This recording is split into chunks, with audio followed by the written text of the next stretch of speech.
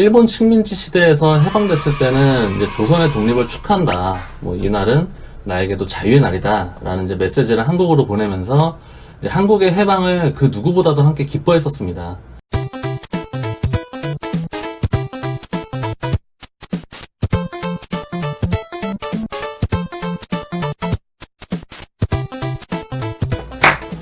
안녕하세요. 반갑습니다. 우리가 알고 있거나 모르고 있는 여러 사람들에 대한 TMI of People, TOP 방송의 이든현입니다. 오늘은 8월 15일 광복절이죠.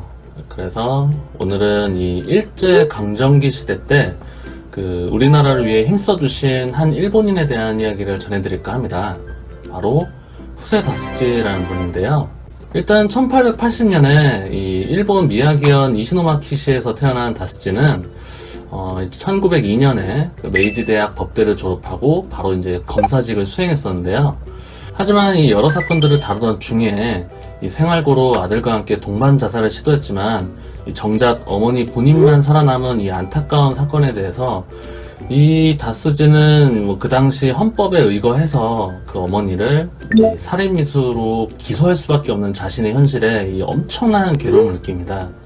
결국 그 일로 다스지는 이제 검사직을 사퇴하고 이 법이라는 것 때문에 되려 피해를 받을 수도 있는 사람들을 위해 변호사가 되기를 결심하는데요.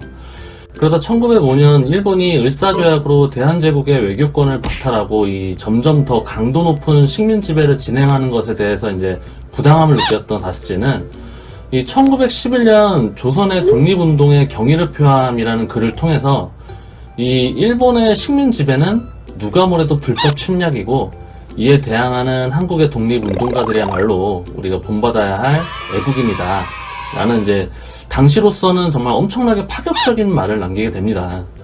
결국 이 글 때문에 다스지는 일본 경찰에 체포돼서 조사를 받긴 하지만 그 이후에 이제 다스지는 본격적으로 한국 독립운동가들의 변호를 맡기 시작했었습니다. 특히 다스지는 이제 우리가 절대 잊어서는 안 되는 1923년 아주 끔찍한 사건에 대해서도 일본 정부에 대항하기도 했었는데요. 바로 간토 대지진의 피해에 대한 분노를 엉뚱하게 조선인들에게 돌렸던 일본 정부의 말도 안 되는 계략 때문에 이제 수많은 일본의 자경단들을 비롯해서 이제 여러 일본인들이 일단 조선 사람들은 눈에 띄기만 하면 그냥 죽여버리는 대학살을 일으키면서 이제 공식적으로 한 3일 만에 6천에서 7천 명이 넘는 조선인들이 살해되는 아주 끔찍한 사건이 있었습니다. 이에 대해 다스지는 이제 지진이라는 엄청난 자연재해 앞에서 일본 정부는 자신들의 무능함을 감추기 위해 온갖 거짓말로 애꿎은 조선인들을 희생시켰다라는 비판을 강력하게 했었고, 그리고 이런 부분에 대해 다스지는 이제 일본을 대표해서 대신 사죄를 한다라는 문서를 당시 이제 시대일보라는 신문을 통해 이제 게재하기도 했었습니다. 이렇게 일본 정부 입장에서는 눈에 가시 같은 일들만 하는 다스지를 좋게 볼 리 없었고, 이 이후로 다스지는 이제 일본 치안 당국 블랙리스트에 이름이 올라가게 됐었는데요. 그러거나 말거나 이제 나만의 마이웨이를 고집하던 다스지는 1926년 이제 우리가 영화로도 알고 있는 이 박열과 그의 아내 가네코 후미코의 변호를 맡게 됩니다. 일단 일본 다이쇼 천황을 붕괴적으로 폭탄테러 하려 했다고 일부러 더 크게 사건을 확장시킬 계획을 세우고 있었던 박열에 대해서 이제 그는 아무 죄가 없다고 변호를 해야 되는 다스지 입장은 참 난처하기만 했었는데요. 아무튼 결과는 그다지 좋지 못했지만 다스지는 이런 박열과 가네코 후미코의 옥중 결혼 수속도 이제 진행해주기도 했었고, 그리고 그런 가네코 후미코가 옥중에서 이제 의문사해버리는 일이 발생했을 때 쓰레기처럼 그냥 묻혀진 그녀의 유골을 수습해서 박열의 고향이었던 경상북도 문경에 안장시켜주기도 했었습니다. 영화에서는 오히려 박열의 당당함에 당황하게 바빴던 젊은 판사 이제 다테마스라는 사람의 비중이 좀 더 많이 차지해서 조금 아쉽긴 하지만 그래도 대체 그 당시 어떤 일들이 일어났던 것인지 알고 싶으신 분들은 이 박열이라는 영화를 지금이라도 꼭 보시길 추천드립니다. 역사적 기록을 단 하나도 왜곡하지 않고 잘 살려 만든 영화라서 아직도 지금도 좀 기억이 남네요. 어쨌든. 그리고 그 이후로 다스지는 각종 조선인들의 억울함에 있어서는 다른 어떤 일들을 다 제쳐두고 앞장서서 이제 그들의 억울함을 풀어주는데 온 힘을 다했는데요. 그렇게 자신의 소신을 굽히는 것 없이 이제 법정에서 일본 정부에 강렬하게 반기만 들다가 결국에는 법정 모독으로 변호사 자격도 몇 번이나 박탈당하고 그 뒤로는 각종 이유로 이제 징역까지 살게 됐는데요. 그러다 1945년 일본의 패전 이후로 이제 변호사 자격을 되찾게 된 다스지는 그 뒤로도 각종 한국인과 관련된 변호 업무에 이제 적극적으로 활동을 했었고, 대한민국이 일본 식민지 시대에서 해방됐을 때는 이제 조선의 독립을 축하한다. 이날은 나에게도 자유의 날이다. 라는 이제 메시지를 한국으로 보내면서 이제 한국의 해방을 그 누구보다도 함께 기뻐했었습니다.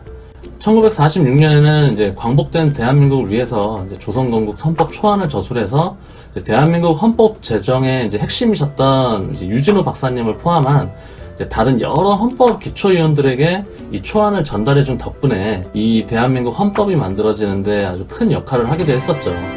하지만 아무래도 대한민국 헌법의 초안이 이 일본인의 참여가 있었다라는 것을 그다지 달갑게 생각하지 않았던 이제 다른 여러 분들의 의견으로 인해서 현재까지도 대한민국 헌법에 관련된 여러 역사 자료에는 이 후세 다스지의 역할이 많이 빠져 있지만 그래도 최근에는 이 기록이 많이 수정되어 가고 있는 중이기도 합니다. 어쨌든 참 그 당시 일본인으로서는 정말 상상도 할 수 없었던 일들을 많이 하셨는데요. 하지만 1953년 9월 13일에 사망하신 뒤로 이 다스지에 대한 행적은 그다지 대한민국에 많이 알려지지 않았었는데요. 다른 이유보다는 그 당시 대한민국은 일단 일본 하면 무조건 적대적인 감정이 컸던 탓에 이 일본에 대한 모든 것, 심지어 그게 좋은 것이라고 할지라도 그냥 이제 일본에 대한 모든 건 그다지 들으려 하지 않았던 사회적 분위기가 좀 있었던 이유가 있었습니다. 그러다 1999년에 역사교훈 실천운동 대표인 이 정준영이라는 분이 이 일본 방문 중에 발견한 이 어느 변호사의 일생이라는 책을 통해서 이 후세 다스지라는 분의 활동은 그렇게 국내에 공식적으로 알려지게 됐었는데요.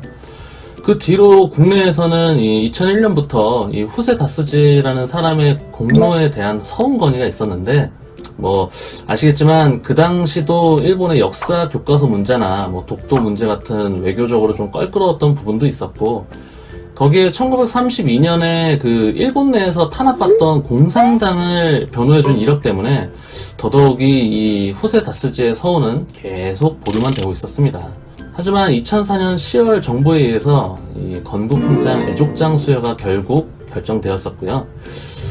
아직 이 후세 다스지라는 사람에 대한 공로를 아직 많은 국민들이 좀 모르시긴 하지만 그래도 대한민국 정부가 인정한 그 대한민국 건국훈장 기록 문서엔 이 후세 다스지라는 사람의 이름이 아주 당당히 기록되어 있습니다.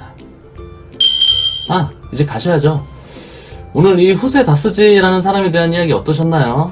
다음에도 제 방송에서 소소한 재미를 즐기시려면 구독을 누르시기 바라겠고요. 좋아요 클릭 또한 저에게 큰 힘이 됩니다. 그럼 다음에 더 재밌는 내용을 들고 다시 찾아뵙도록 하겠습니다. 안녕히 가세요.